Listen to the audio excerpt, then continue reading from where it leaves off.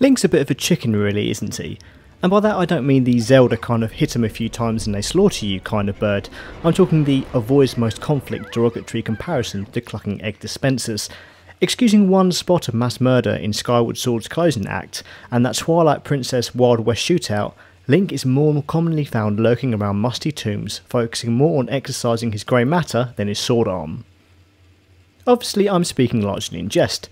Link does some pretty ballsy things when you think about it, but we've never really seen Link fighting on the battlefield during any Zelda games, despite numerous elements of narrative history alluding to several great wars and bloody conflicts. Hyrule Warriors, considered simply as a concept, gives the Legend of Zelda series a legitimate avenue to explore these moments without having a negative impact on the core titles. That said, Hyrule Warriors isn't intended as part of the canon Zelda lineage. Start the game's Legend mode and you're presented with a new Link, a new Zelda and a new war.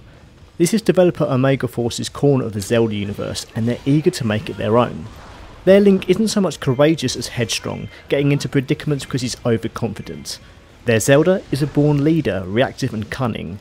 They create their own villainous faction in Sia and her minions, and they design a narrative hook with the sole intention of putting together a Zelda greatest hits. What is that hook? It's that Sia, a being that can see all of time, becomes obsessed with Link. Zelda is royal blood, that's a constant, and Ganon is Ganon, but Link is someone that rises when Hyrule needs him most. And Sia, corrupted by evil, decides that she wants to make him hers simply because he's such a curiosity. Generally, the plot comes off as an amusingly hokey method of pulling the various faces of the Zelda timeline together for a spot of past the Triforce.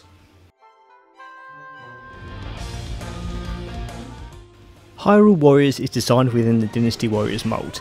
You play a hyper-powerful character and are dropped into a battlefield, where it's your task to kill enemy commanders, create more spawn points for your troops by taking control of outposts and bases, and keep an eye on your home base and commanders to ensure the scales aren't tipping against your favour. Two primary attack buttons create all of your offensive combos, while a special attack can be deployed to eradicate hordes of foes. You also have Focus Spirits, a block button, a dodge roll and a targeted button. All of this is largely derivative of previous Warriors games, but there are two things that are fairly unique to Hyrule Warriors. One is items such as bombs, the bow, hookshot and boomerang. You can use these to find secrets, augment combos and expose enemy weak spots. As with the core Zelda games, certain items work better in certain situations, and they work well as an added layer on top of the standard hacking and slashing.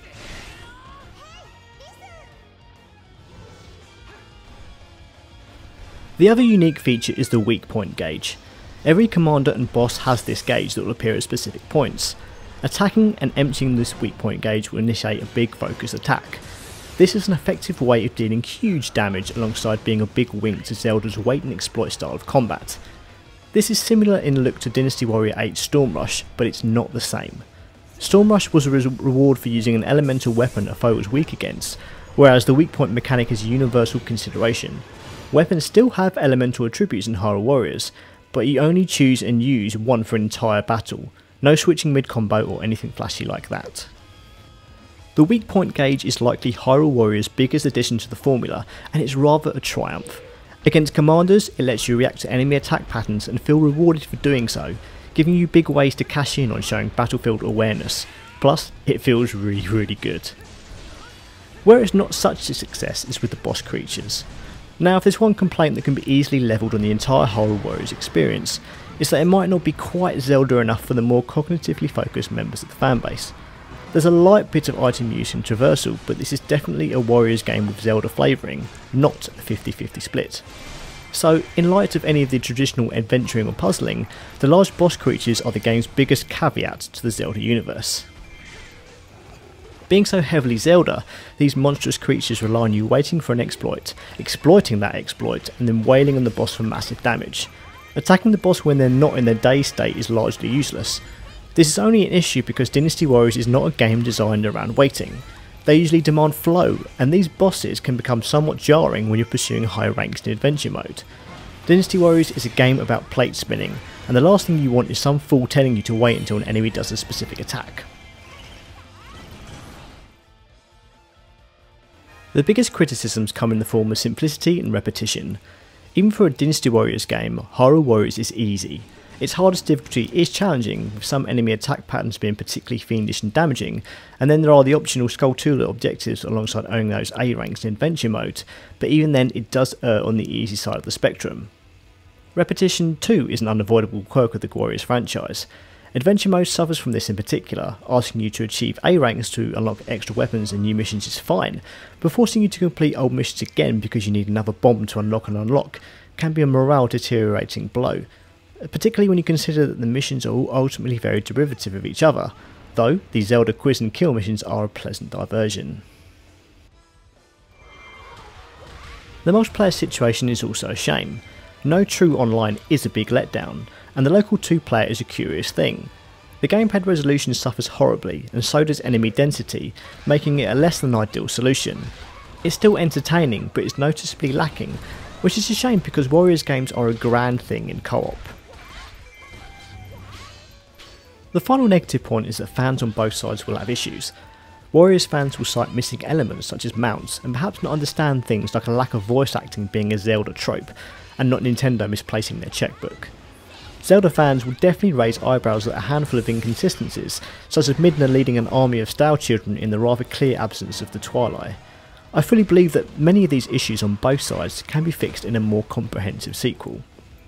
But Hyrule Warriors' presentation and feel is potentially the best of any Warriors game to date.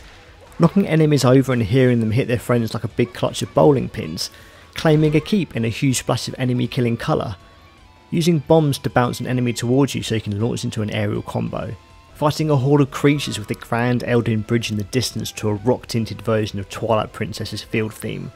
There's even far less popping in terms of enemies, and repetition doesn't matter so much when it feels this good. The characters too all work spectacularly. This is the first instalment Warriors game, so it's not as broad as most, but every weapon here is accompanied by a raft of brilliant ideas. Link with a sword is a whirling dervish, carving through hordes of enemies with reckless abandon. Ganon is a monster, hitting hundreds of foes with lumbering, devastating attacks. Sheik, meanwhile, uses combos to initiate certain effects, letting her adjust to specific situations. Impa can use her Nagatana to create temporary walls of fire with which to bounce enemies from for extended combos. Learning each character's quirks in Hyrule Warriors is hugely fun because they feel so playable, more so in my opinion than traditional Warriors combatants. That's why it's incredibly satisfying, and for all its clear issues, Hyrule Warriors is ultimately fun to play. Hyrule Warriors is a success. It enables Nintendo to explore the Zelda cast and world in large-scale conflicts, while also offering fans an avenue for rampant nostalgia. The game only falls down due to the documented trappings of the Warriors franchise, and the fault of it being the first of its line, even though it does make some brave attempts to improve on the template with this. If you have a penchant for the world of Nintendo's Hylian hero, and don't mind the repetition of its design, then Hyrule Warriors undeniably offers an entertaining and satisfying way to engage in large-scale, quasi-tactical Hyrulean combat.